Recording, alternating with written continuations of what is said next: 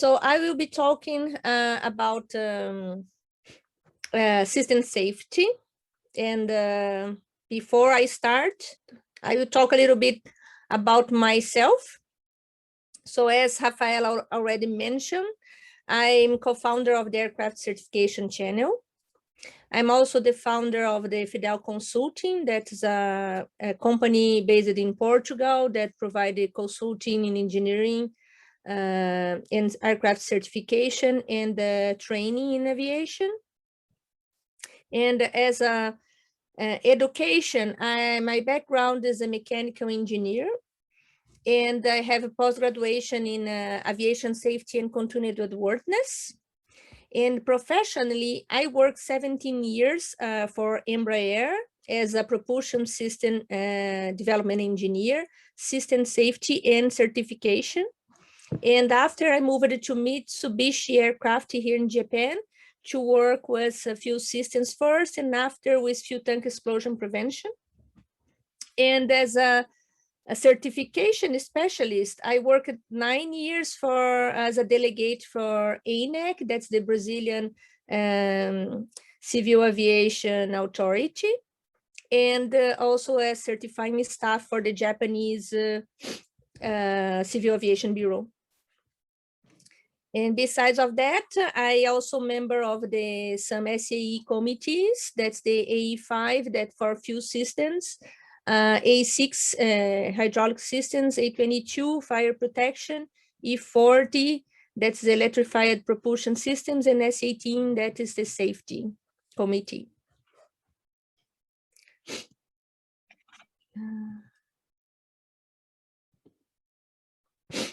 So that's the content of my presentation. So first I will talk about the safety definition that Rafaela mentioned a bit, but we'll go a little bit deeper on that. Then I just contextualize the aircraft life cycle and the safety cycle in the aircraft context. And then I will talk about the safety assessment process. Okay. So the first reflection is, what is safety? I think everybody maybe have this question, and first I want to go to the definition that we can find in the dictionary. So I'm not talking about aviation yet, I'm talking about the safety in general. So if you go to the Oxford dictionary, you see that the safety is the state of being safe or protected for danger or harm, or the state of not being dangerous, or a place where it can be safe. But what exactly this mean?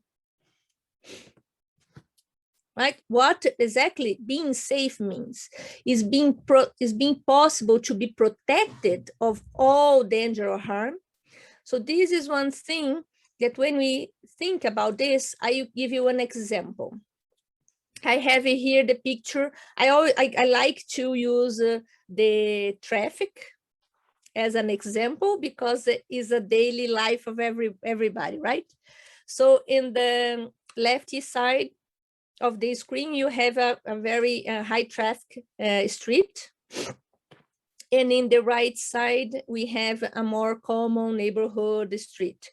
So that is the question that came when you see those pictures. Which of those streets would you feel safer, you'll be better to cross it? I'm quite sure that most, or 100% or 99.9% of you choose the calm street in the right side. But why? Is there any possibility of a car hit you in that street? And of course not. Of course, if it's night and you are distracted and you cross the street and a car is passing at exactly that time, it can hit you. But you feel safer because the traffic is reduced. So basically, that's what is safety means. So the right street seems safer than the left one. And that's a perception, there's a comfort that you have regarding the risk. Okay, so that's basically the concept of safety. It's a perception, so it's very subjective, but it's a perception that the society has. So then come to another concept. What is risk, right? So how we define risk? So again, I go to the dictionary. And the risk is the possibility that can be high or can be low of loss, injury, or any other adverse or unwelcome circumstance or event. And how you measure that? So the risk is a combination of the probability that's mentioned, like your exposure, and the severity of the occurrence of that identified situation. Okay, so then we have this as most probable and more severe is the final event, the higher is the risk. So it's important to have those concepts because we use that later. So, and how what does it, what's the relation with this, with the aviation? What's the definition of, how do I contextualize that? How do I put that in the aviation world? So who defines what's safety in the aviation world is the ICAO. So the ICAO defines that the safety is the state in which the risks associated with the aviation activities related to or indirect support of the operation of the aircraft are reduced and controlled to an acceptable level. So we know that the safety is a perception. Rafaela already mentioned what would be the acceptable risk in terms of the aviation operation. And then what we needed to control and reduce the risks to those acceptable levels, okay? As I already mentioned, it's not practical to be risk-free. It's impossible to totally reduce the risk to zero. So it was defined by the society in terms of aviation operation, one acceptable level.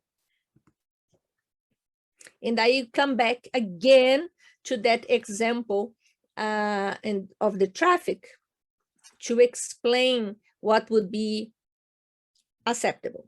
So here I have our intersection, and if you see this figure, have a lot of cars and look like Caillaux, and then you needed to cross.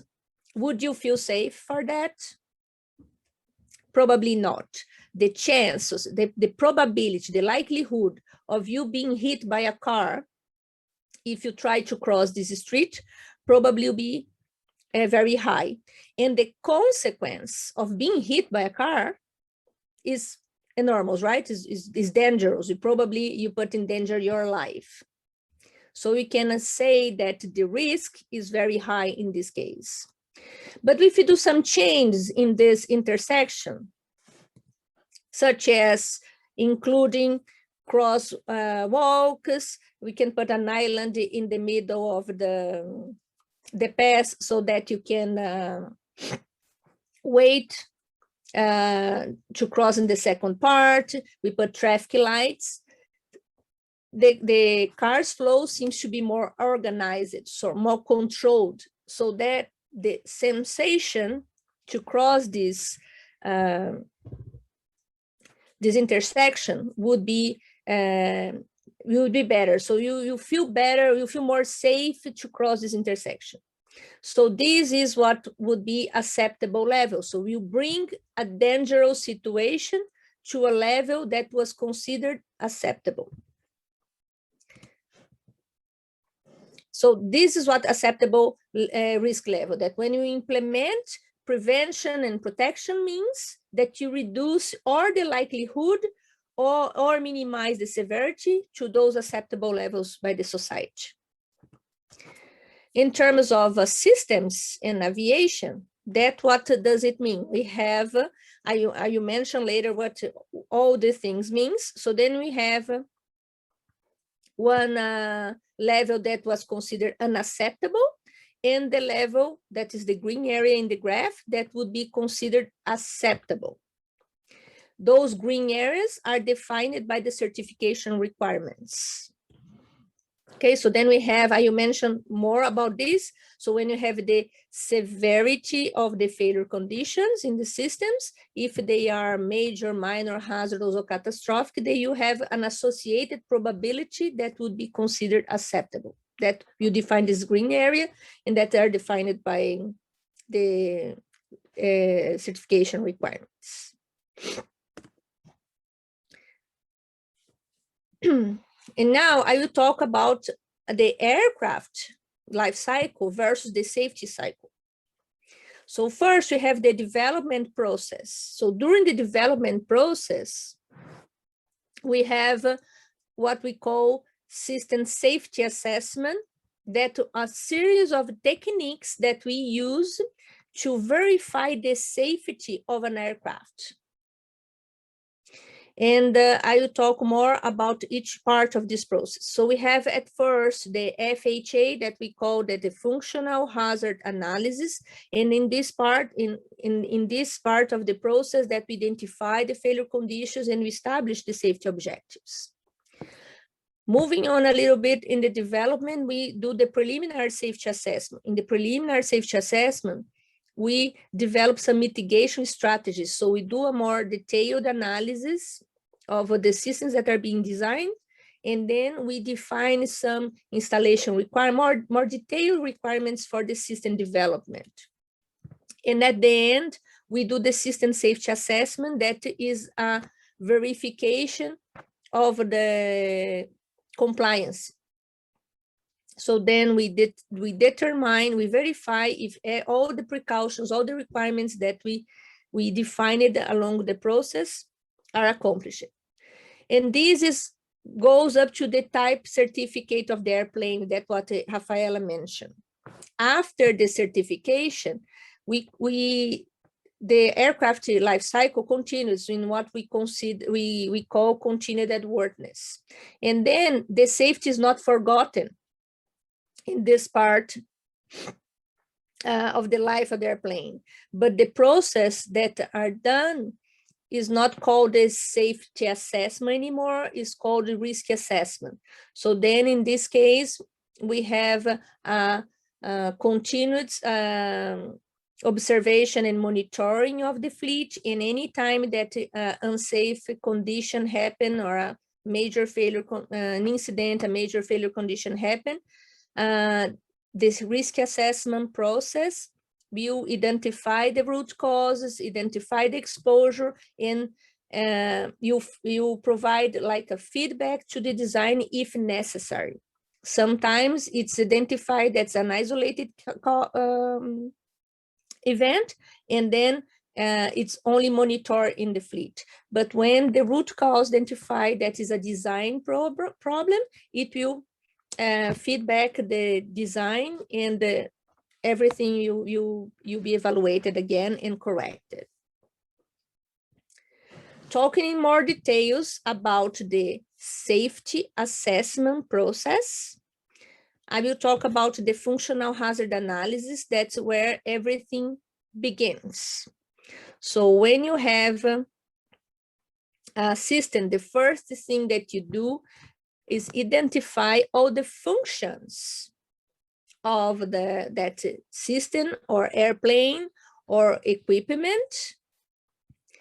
And then you list, and then you list all the potential failure conditions that can happen with that function. So loss of a function, malfunction, partial loss of the function, and then you classify according to the severity, what is the hazard of that failure condition.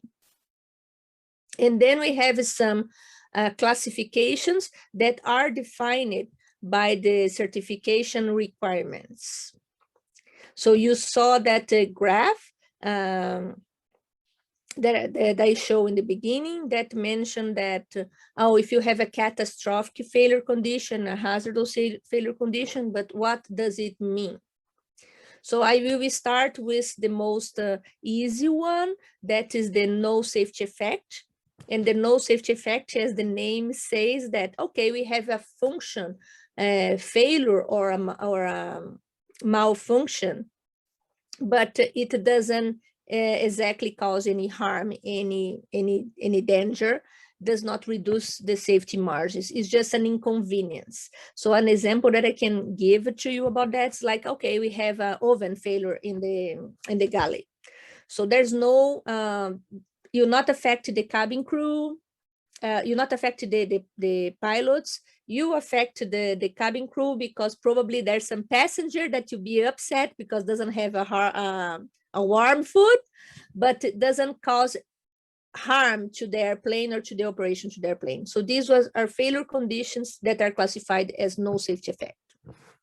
Following that, we have the minor failure conditions.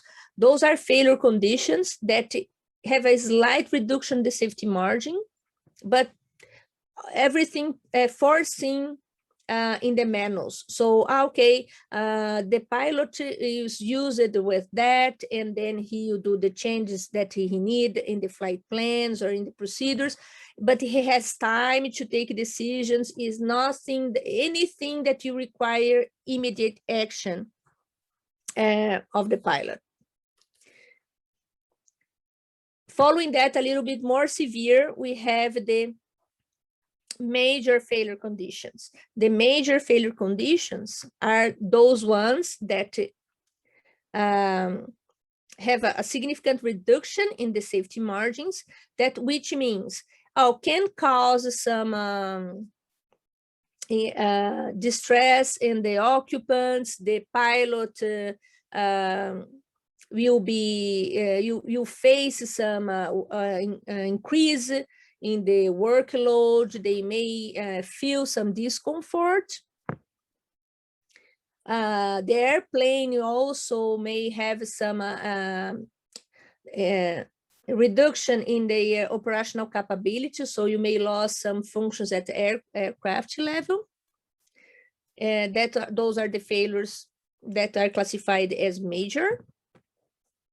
And after that, we have the hazardous classifications. For the hazardous classifications, then we have a large reduction of the safety margins. In those cases, even some injuries, few deaths are expected as a result of those failures. The airplane will lose some of the capabilities to operate, and the pilots will be under a lot of stress and excessive workload.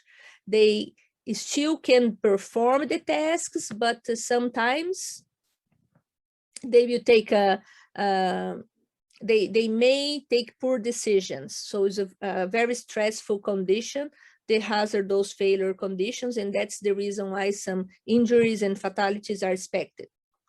And at the end, we have the catastrophic failure conditions. In those cases, what is expected is the whole loss of the airplane, because the airplane lose the functions that guarantee the continuity of the flight, or because the pilots are put in so much stress that they cannot cope with the situation anymore and cannot control the airplane. So this is one thing that you evaluate when you are doing the FHA, the function hazard analysis. So you identify all the failure conditions and you classify according to those levels that I just explained. As a result of that, you define the safety objectives for your project. So you define that acceptable probability of occurrence of that failure. You identify if it's acceptable or not that a single failure, a failure of a one component or one part, lead to that failure condition. You also define what we call function design assurance. When we are talking about system development, we have some standards that define a process to develop software or electronic equipment, define how you define the requirements, how you test, how you register all the modifications, evaluate the problems, and these are the level of detail that you do that, or the level of independence of checking, it will depend on the results of the FHA analysis. Another thing that you define as a result of the FHA is the HERF level. In the same way, when you have electronic equipment or more electronic equipment in airplane that will be subjected to the high intensity field, magnetic field, you needed to define the same level of detail and that you analyze and test that equipment. And also for the lightning, because the lightning is one of the particular risks that's more dangerous in aviation. So when you do the FHA, as a result, you define how the components needed to be developed, considering the lightning risk. When you finish the FHA and you define all those requirements for your system, then you can start to perform a more detailed analysis or to define some installation or some architecture requirements if you are talking about the preliminary safety assessment, or if you are doing the safety assessment, you already doing the verification. So one of the methodologies to verify if you accomplish the design requirements that you are defined in the FHA is performing a top-down analysis. So here I'm giving you an example of a top-down analysis, that is the fault tree analysis. There's other methodologies like the reliability block diagram and Markov analysis, but the most common that you find in the majority of the manufacturers of airplanes and engines are the fault tree analysis. So what you do when you are performing a fault tree analysis? So you have one of those failure conditions that you define in the FHA, and then you will be evaluating going down in layers, evaluating what can cause that failure. So I will give you an example. So for one engine to failure, so we have an in-flight engine shutdown, you can have a failure of an engine itself, or you can have a failure of the fuel system in providing fuel to the engine, or you can have a failure of the bleed system, that you have a leak in the bleed system that caused the engine to failure, or you can have oil system failure, and so on. So then you are evaluating all those failures, and you are going into detail until you reach the most basic event that you cause that failure. So when you see visually, so what is interesting and very powerful in this tool. You can visualize how many protections you have to achieve that failure condition. So you can see how many paths to reach that failure condition. And as a result of this analysis, and also you can calculate the probability of the occurrence of that failure condition, because usually you have the failure rates of the basic events that are at the parts level, and then you can calculate the probability of the event of that, the occurrence of that event. So as a result of the FETA, you can visualize and check the architecture independence. You can see the layers of protection that you have. You can evaluate visually if you have or not a single failure leading to that event. You can calculate the failure probability, and also you can define the item assurance level. Because if you have more than one path to achieve that failure condition, sometimes the item can have a design assurance level that is different from the function assurance level. Another tool that you can use when you're performing a safety assessment is a bottom-up analysis. And then I bring here an example that is the failure mode and effect analysis. So in the failure mode and effect analysis, then we are going to the basic event to the next level of failure. So you get an item, for example, here I have a pump, and then you have the function of that pump, and then you evaluate each failure mode that item have, and what would be the effect of that failure in the system or in the airplane level. And also you identify if that failure is possible to be detected by the flight crew, or if it's not. Another information that usually we have in the failure mode and effect analysis is the failure rate of that of the occurrence of that failure. So usually, as a result of this this analysis, we have we also check the single failure, because we can see when we evaluate each failure mode if it will lead to a failure at system level or aircraft level. You also can evaluate the common modes. So you see that sometimes you have more than one type of failure in a component that you have the same effect at system level. So you can evaluate that. You have the failure rate. And another thing that's not in the bullets here is that evaluation of latency or evidence of a failure. Latency and evidence is the capability of the pilot to identify or not if that failure occur or not.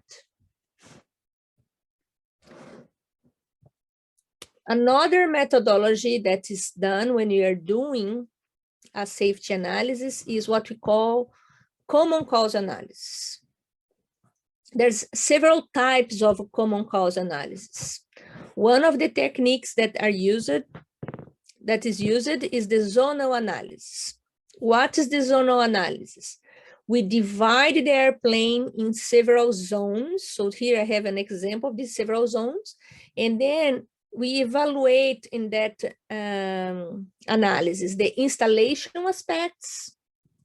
So if we have adequate segregation, if we have adequate separation. So examples, we cannot have electrical wiring together with a fuel system line, or if it is not possible to have a separation and segregation, so then you have a relative positioning between those lines to guarantee that in the case of a failure, it will be still under the acceptable acceptable risk. This acceptable, it will be acceptable. The risk of a damage both at the same time will be small or acceptable.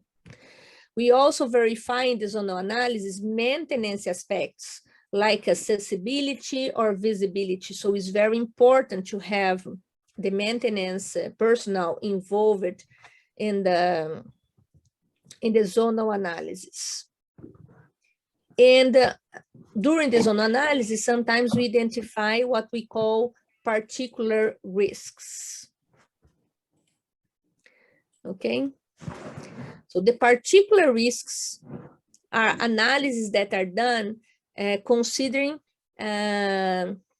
failures, external failures or components failures that have some particular effect in the airplane, and then the results of this need to be evaluated. I can give you some examples here, but there's a really big list of that. But what I can, one very famous, that's the rotor burst. So we have internal failure of the engine, and then one of the rotors just have a damage, and then you hit the airplane. So then a specific analysis that are done when you are designing an airplane to guarantee that if this failure happens, because it can happen, you not have a catastrophic results, or the chance of having a catastrophic results that will be the loss of the airplane, you'll be very small and under what is acceptable by the requirement. Another risk that we call particular is the fire hazards. So what we evaluate, so every time that you are doing the zonal analysis, for example, we identify all the places in the airplane that we can have, that we have a flammable fluid passing through, or we have an oxygen system passing through, and then we have a wiring passing together, and then we needed to evaluate the risk of fire. We also needed to evaluate if we have a leakage in the flammable fluid systems, where those where this fluid will be drained for, and if you drain it overboard, and if the path is safe. So these all are part of the fire hazard analysis. There's the fuel tank explosion prevention that is very famous because of the accident of the TWA 800 that changed a lot how the fuel systems are designed. So that's an evaluation of the risk of have an explosion of the tank caused by a failure. So there's a lot of analysis that needs to be done, including proving that the tank has low flammability. Besides that, the existence of ignition source is extremely improbable.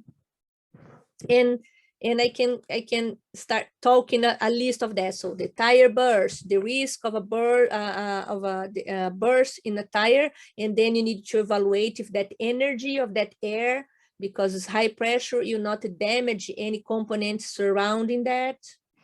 Bird strike, when the engine or even the airplane is hit by one big bird or several birds that can fly in the surroundings of airplanes or in low altitude. Lightning strike, HERF, and so on, a big list. So there's some techniques that are used, some guidance material provided by the authority to perform each one of those analyses. Another analysis that is done to evaluate the cascade effect analysis. This is done when you are talking about systems that are, the airplane is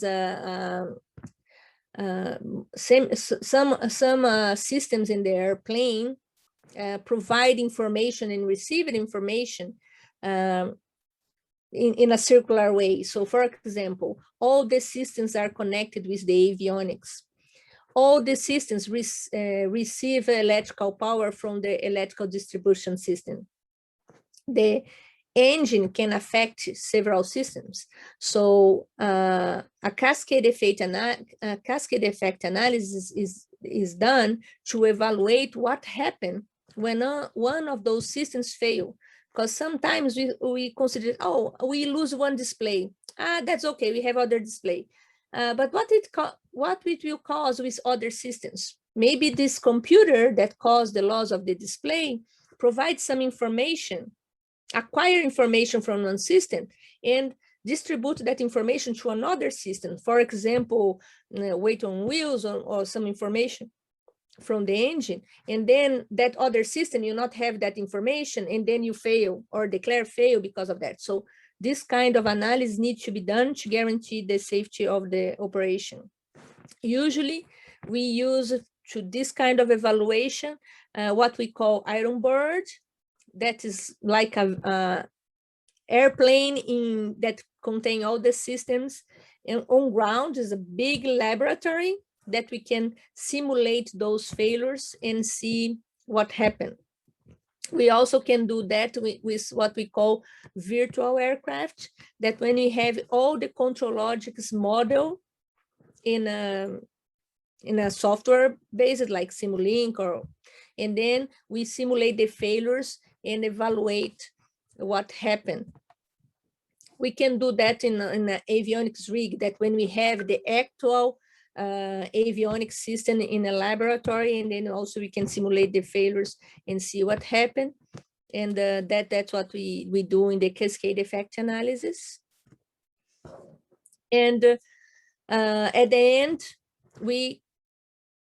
all the failures, all the techniques that I mentioned before were considering equipment failure, but we also needed to consider that the airplanes are maintained and operated by humans. So we need to guarantee that the systems are designed for that. So we have the human error analysis, that when we verify the potential, identify the potential for mistakes, or maintenance mistakes, or the flight crew mistakes. So when you are talking about the maintenance mistakes, we are verifying accessibility, visibility, evaluating the maintenance procedures to verify if they are clear, if they're not ambiguous, so that the maintenance that are trained are capable to do that operation in the proper way. And if some error happen, because people make mistakes, if you are a human being, you make a mistake. So if you make a mistake, if it's possible to identify that mistake before it causes danger or cause harm to the airplane operation. And the same is done for the flight crew side. So all the operational procedures are evaluated, all the cockpit controls are evaluated in a way to verify if a trained pilot is capable to perform their tasks properly, and when identify all the potential errors, and if these errors happen, how the pilot can identify the mistake and correct the mistake on time to prevent harm to the operational, to that flight. So that's what I had to present in terms of safety assessment. And if you have any question. Well, thank you, Clarissa, for a great presentation. It was very, very interesting. I have more question. Maybe it's not real question, but material for discussion. When you show particular hazard analysis in the slide, what do you think? Where is a human in the list? Or no, human error analysis is a separate analysis that is done. Usually is done by a team that we call human factors team. That is a combination of the team usually is composed by pilots, people from the operation, and the people from human factors that have some degree of studies in psychology to understand how the human reaction works. And if you're talking about the maintenance, we have the designers, the maintenance people, and also the human factors team. For the particular risk analysis, I didn't put the whole list here because the particular risks depending on your design. So if you're talking, for example, these new machines that they are being designed, like these eVTOLs and these the big airplanes that they have, the hybrid airplanes or the hydrogen-based fuel cells. So there's some particular risks that not exist in the traditional airplane. So you need to see your design and verify what are the risks that are particular. That's the name comes from. That's the risks that are particular to that design. But of course, there's some that are common to most of designs, like as I said, the rotor burst, bird strike, fire, lightning, earth, and so those are common to most of the designs. But tie burst or flailing wheels, so those depend on the design. There are planes that are not susceptible to that. Okay, thank you. Clarissa. Yes? That's Fabio speaking. I think we have a new risk with these eVTOLs, that is the battery overheat and fire from batteries.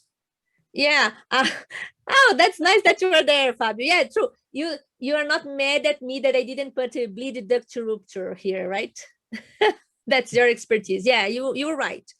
I think that one of the list can be complemented to several more items. So Fabio, that's our environmental control system specialist. He's expert in bleed duct failure analysis that can cause overheating components. In these new electric airplanes, for sure, the overheat of the batteries will be a concern and probably will be treated as a particular risk. The same for the hydrogen airplanes. Recently, we saw in the news that the Lilium jet has a fire in their batteries. So they lose one prototype. So they cannot say to the authorities that batteries don't need to have a particular risk analysis. Yes. Don't you think this, Clarissa? No, I'm sure that what I'm saying is that each airplane you have this, and I'm sure that for these electric airplanes in general, the overheat of the batteries or the fire risk in the batteries, because also the fire is not because the overheat to cause fire, right? The fire hazard and the batteries will be needed to be addressed because it's a flying batteries is very complicated. The altitude is not, I think that for airplanes that fly in higher altitudes, transport battery is very complicated, but even for these airplanes that you will not reach so high altitude, the battery, the hazard of a fire in a battery, you need to be addressed. And how to prevent that, so including measures to prevent that, or cooling system, first identify the causes. This is only the overheat, or what the other potential causes of the fire of the battery, and then act including a protection means, or first a prevention mean to prevent the battery to overheat or prevent the battery to get to burn, to get fire. And in the case it happens, the protection means to guarantee that this event would not be catastrophic, like including a fire extinguisher. And I don't know how to do that with the battery because it's different from we are talking about other flammable fluids. So how I'm not an expert in batteries, but I think that it's much more complicated to extinguish a fire in a battery than extinguish a fire of a jet fuel.